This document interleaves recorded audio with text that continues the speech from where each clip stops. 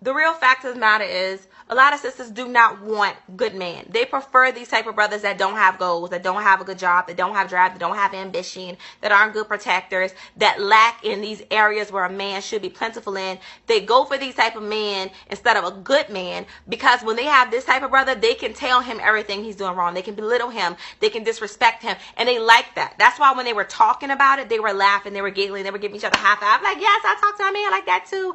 I have to tell my man that too. Ha ha ha. They think it's funny because they like the idea that they feel superior over their man. They like feeling like they are in control of him. They like that position of authority, of power. They like being able to say, get the fuck up off my couch. I'm about to kick you out my house. You need to do this. You ain't shit.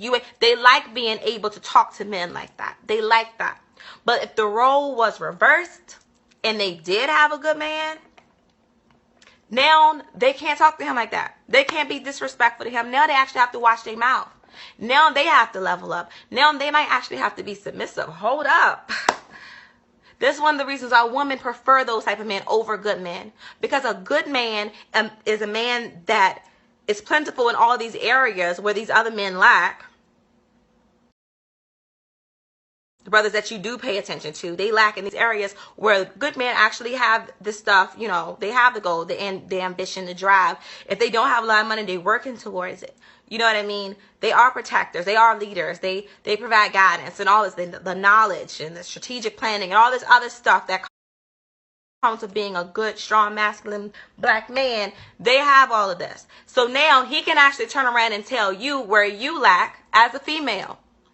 As a feminine woman, he can say, you're not feminine enough. You're not nurturing enough. You're not affectionate enough. You're not sexual enough. You don't have sex enough. You know, you're not sensual enough. You're not creative enough. You don't teach your children enough. You don't cook decent meals enough. You don't keep this house clean enough. And if a man tells you that, now, oh my goodness, he is controlling. He's a misogynist. He is a chauvinist. But it's okay for you to point out everything that a man does wrong. It's okay for you to tell him what he needs to do. It's okay for you to point out all his flaws and tell him all the areas he lacks as a man, but a man can't do that to you. That is a problem with black women, and we need to stop that. It is a huge problem. And a man that is a good man, he has standards. He's going to want you to do better. The same way you're going to want your no good brother to do better. He's going to want you to do better too, because he has options. And that's another thing. Another reason why sisters don't want good men, because good men have options, and they understand that these women